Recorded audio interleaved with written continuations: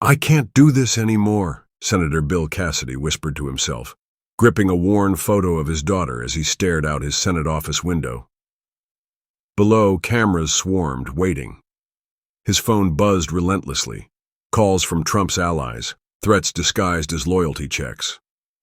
Earlier that morning, Cassidy had seen the final draft of Trump's new healthcare bill. It gutted protections for pre-existing conditions, the same protections that saved his own child years ago. That night, he barely slept. The weight of hypocrisy clawed at his conscience. Now, standing outside the chamber with reporters gathering, he took a deep breath. "Healthcare isn't a campaign slogan," he declared, voice steady but breaking. "It's life or death for millions. I won't support cruelty masked as policy." A cold silence followed. Then gasps. Cameras flashed. Cassidy's words spread like wildfire. But in Mar-a-Lago, fury erupted. Trump was watching live, and within minutes, he tapped out a furious post on Truth Social. "Cassidy is a phony. Replace him." In that instant, Cassidy's world began to shake. Not just politics. This would become personal.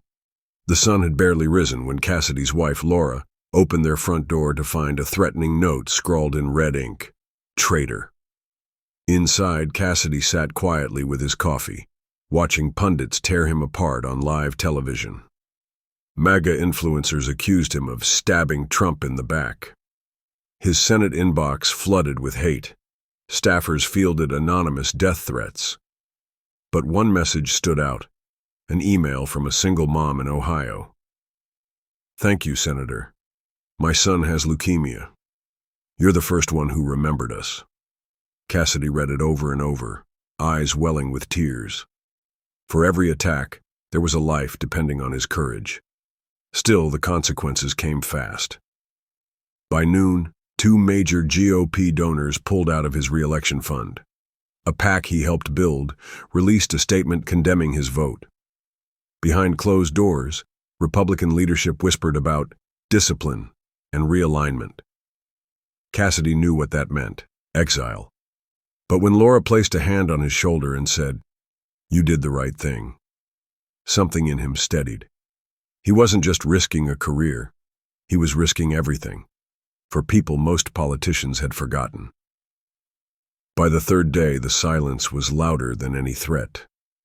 Senator Cassidy walked the halls of the Capitol, alone. Friends avoided eye contact. Allies pretended to check their phones. Even longtime colleagues who once praised his healthcare work now moved aside when he entered. He called a fellow senator he mentored. No answer, not even a text back. The GOP leadership didn't need to say a word. Their message was clear: "You're dead to us." That night, Cassidy sat in his dark kitchen, staring at the phone. No calls, no support, just headlines calling for his resignation. But then, another email came. This time from a nurse in Texas. "My hospital's at risk of shutting down. What you said gave us hope. Please don't stop." Cassidy smiled faintly. Hope, in a town that had forgotten what that felt like. He looked across the room at a framed photo of his daughter as a child, recovering in a hospital bed. That memory wasn't politics, it was survival.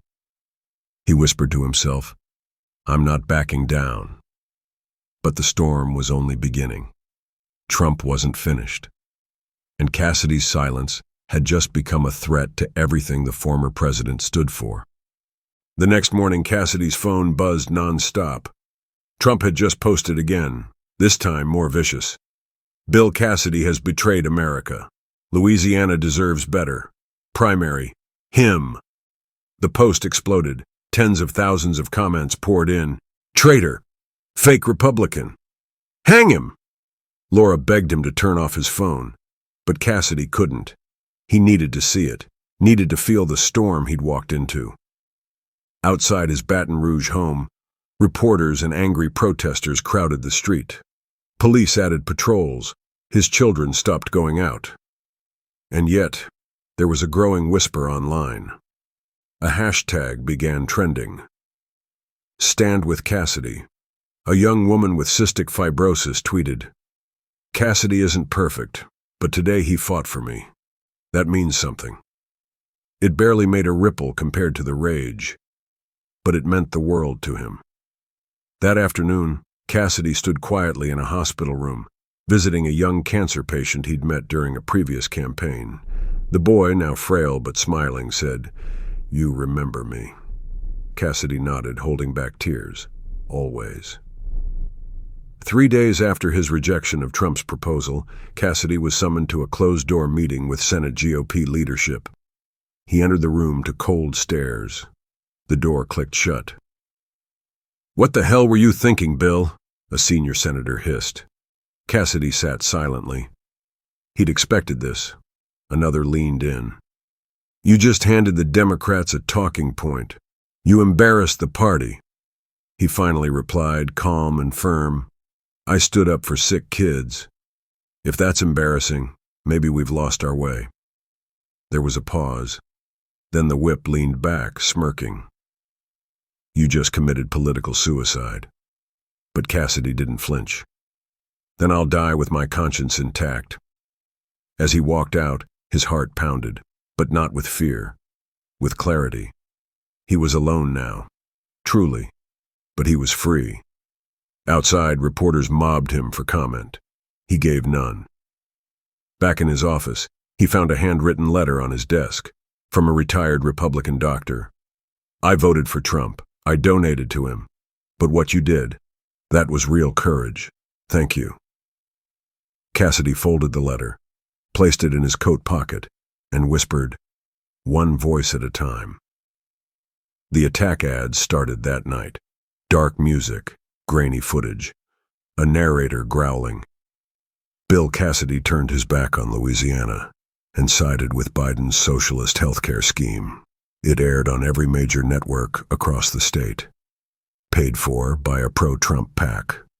Within hours, Cassidy's office received over 300 threatening calls. One said, "Hope your family's ready to pay the price." Security was increased. His staff was shaken. His kids, terrified. But Cassidy didn't budge. Instead, he called a small town hall in a rural Louisiana parish, one that leaned deep red. Advisors warned him not to go. Too dangerous. He went anyway. He stood alone on stage in a modest gym, heart racing. Only a few dozen came. Most were angry. A few yelled. But then, an elderly man rose with a trembling voice. "I've been a Republican my whole life, fought in Korea. I lost my wife last year, and her coverage saved her in her last days. What you did, Senator, it took guts." The room fell silent. Cassidy's eyes welled with tears. "Sir, I didn't do it to be brave. I did it because I remembered her face." The hate wasn't just online anymore. Cassidy's teenage son, Josh, came home from school shaken. His locker had been spray-painted. "Traitor's kid." A teacher told him to lay low. Some classmates refused to sit beside him. That night, Cassidy sat with Josh on the back porch. The silence between them ached. Finally, Josh asked quietly, "Dad, did you do the right thing?" Cassidy turned to him, voice trembling. "I did what I'd want someone to do if you were sick, or if your mom was. I protected people who don't have power." Josh looked down, nodded slowly, and whispered, "Then I'm proud of you." Cassidy's eyes filled, not from pain, but from something rarer in Washington: meaning. He hugged his son tightly. In that moment, the politics melted away. But deep down, Cassidy knew this fight was far from over. Because the real war, the one Trump was orchestrating behind closed doors, hadn't even started yet. Just when Cassidy thought he knew who stood with him, the next betrayal cut deeper than all the rest. Senator Greg Madsen, Cassidy's longtime friend and co-author of their original healthcare compromise, went live on Fox News. "Bill has lost touch with Republican values. We need leaders who stand with Trump, not against him." Cassidy watched in disbelief. Greg had stood at his daughter's wedding. They shared Thanksgiving dinners. Now he was feeding Cassidy to the wolves. Later that evening, Cassidy called him. Voicemail. He paced his office, the Capitol nearly empty, just shadows and silence. His chest burned, not from fear, but heartbreak. Then, a knock at the door. A young aide stepped in, whispering, "There's someone here to see you." A woman entered, holding a framed photo of her husband, a veteran who died of untreated cancer after losing coverage years ago. "He voted for Trump," she said. "But he always said you were different. You fought for families like ours." She placed the photo on Cassidy's desk. "Don't stop." Cassidy nodded, lips trembling. The betrayal still burned, but the truth was louder now. It was late, almost midnight, when a sealed envelope slid under Cassidy's Senate office door. No name, just one word written across the front. Warning. He opened it cautiously. Inside was a single sheet of paper. Typed, anonymous.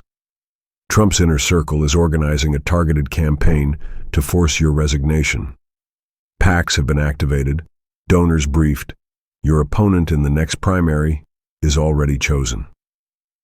Cassidy sat in stunned silence. The letter ended with a chilling line. "You have 2 weeks. Play ball, or be erased." The walls felt colder. The weight of power, the dark, invisible hand, pressed down on him. He glanced at the framed note from the nurse in Texas, and the veteran's photo still resting on his desk. He whispered, "They think I'm afraid." He stood, straightened his tie, and picked up his phone. "Schedule me for CNN, prime time."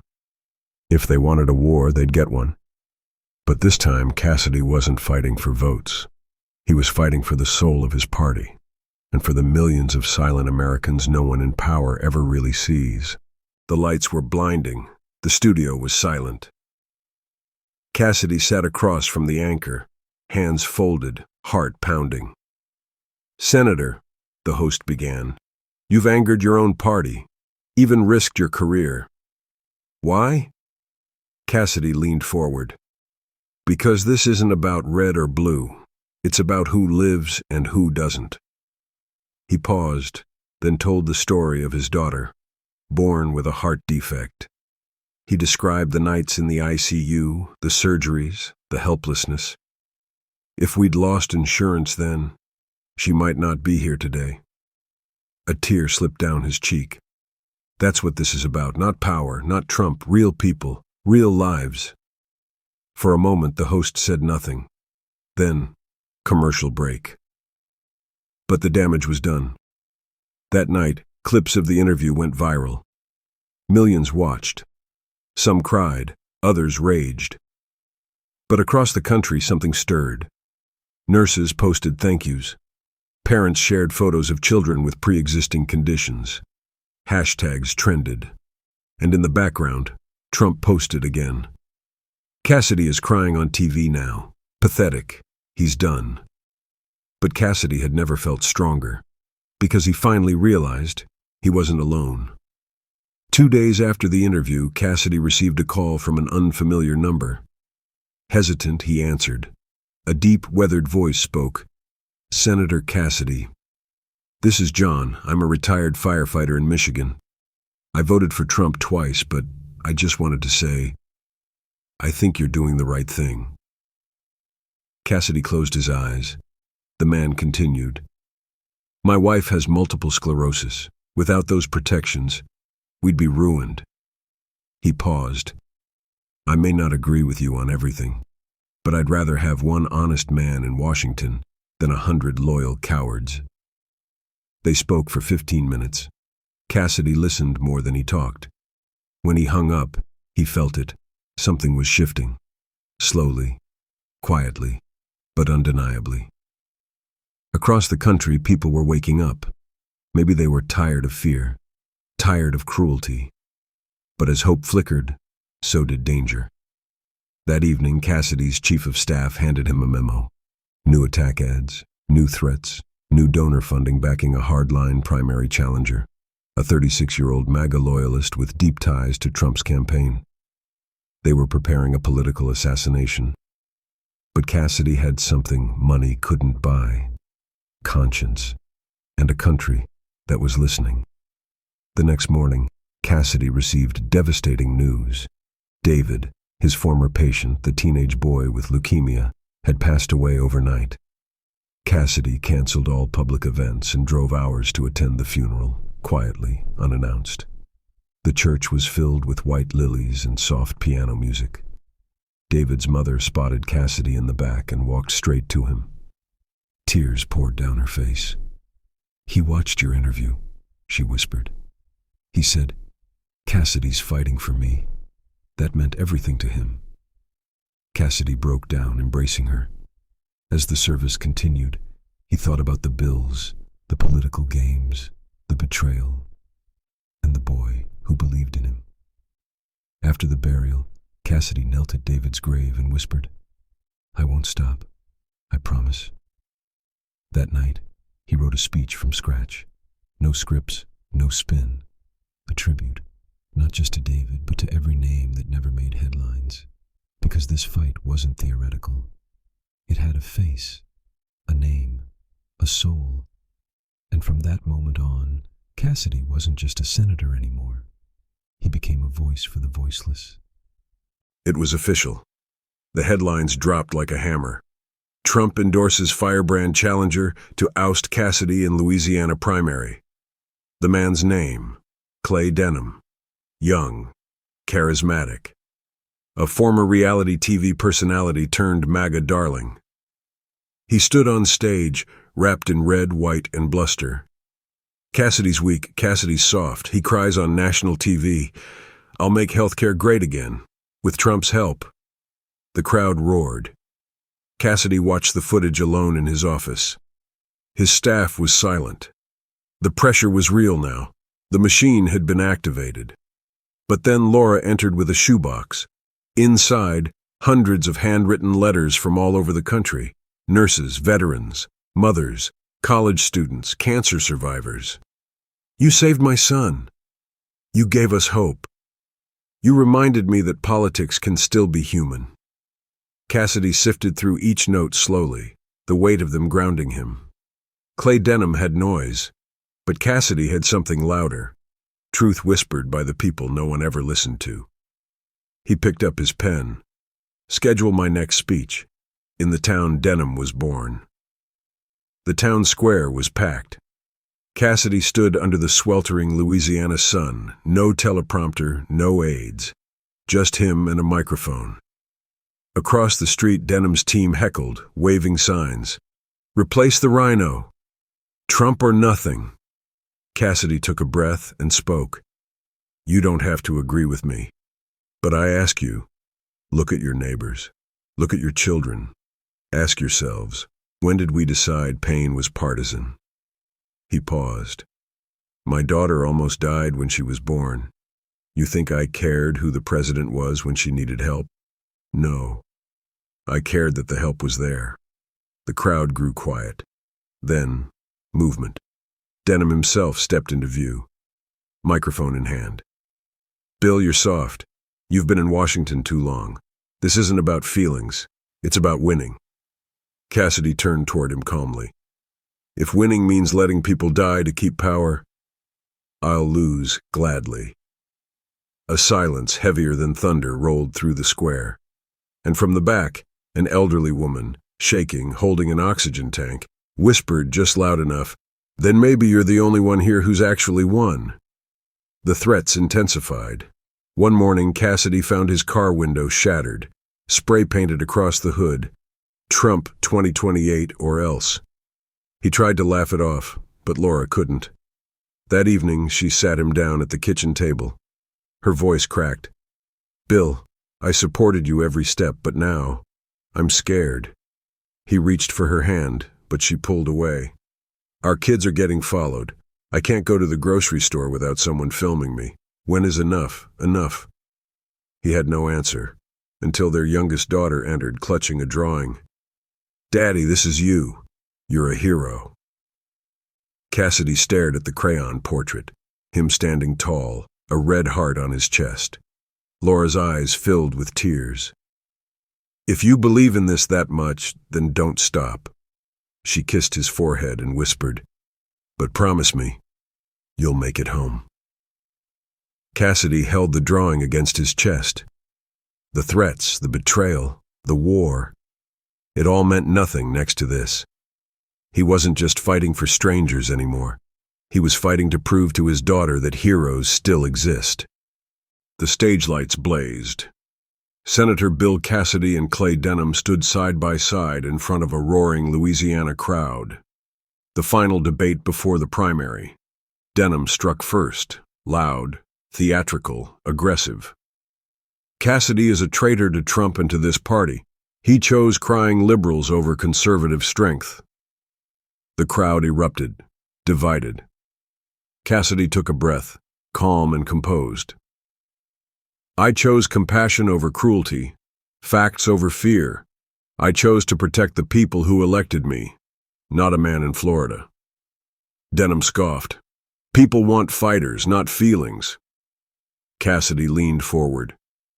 "Then tell the mother whose child lost coverage why your plan takes that child's medicine away." Silence. "Tell the nurse who begged me to fight for her ICU why you think her job is woke." Cassidy's voice cracked, but held strong. "We need courage, not cruelty masked as strength." The room shifted. Some heads turned, some hearts did too. The moderator called time. Cassidy looked down at his notes, untouched. He hadn't needed them, because the truth didn't need a script. Election night. Cassidy and Laura sat hand in hand in their quiet home, the soft hum of a news anchor filling the room. With 94% of precincts reporting, the Louisiana GOP primary remains too close to call. Cassidy and Denham are neck and neck. Cassidy exhaled. Win or lose, he'd done what mattered. Just then, a staffer rushed in holding a phone. "Bill, look." It was a video, viral. A young boy with leukemia hooked up to machines, holding a sign. "Thank you, Senator Cassidy. You gave me hope." The video had been viewed 12 million times. Then the numbers shifted. The anchor's voice cracked slightly. "Breaking news. Cassidy takes the lead. Victory appears likely." Laura wept. But Cassidy didn't cheer. He walked outside into the night air, staring at the stars, letting the moment breathe. He hadn't beaten Trump. He had reminded a country what integrity looks like. And somehow, that felt like winning. 1 week after the election, Cassidy sat at his desk, opening envelopes one by one. Letters, hundreds of them. But one stopped him cold. No return address. Just a single folded sheet. "You don't know me. But I'm alive today because my local clinic stayed open, because of the policies you protected. I was ready to give up. But then I watched your debate. You didn't shout. You didn't lie. You just stood there and told the truth. For the first time, I believed someone in power actually saw me. Thank you. Jay." Cassidy set the letter down slowly. His hands trembled, not with fear, not with fatigue, but with purpose. Laura entered the room, placing the child's crayon drawing on his desk, still slightly wrinkled, still bright. Cassidy smiled. "Let's get back to work." Because this wasn't the end, it was only the beginning. If this story moved you, if you believe leadership is about service, not self-interest, then don't let this message fade. Hit the like button to show the world that compassion still matters. Comment below with the word integrity if you believe truth is worth fighting for. Subscribe for more stories that reveal the heart behind the headlines, because your voice helps stories like this reach millions. Let's remind the world, courage isn't loud, it's real.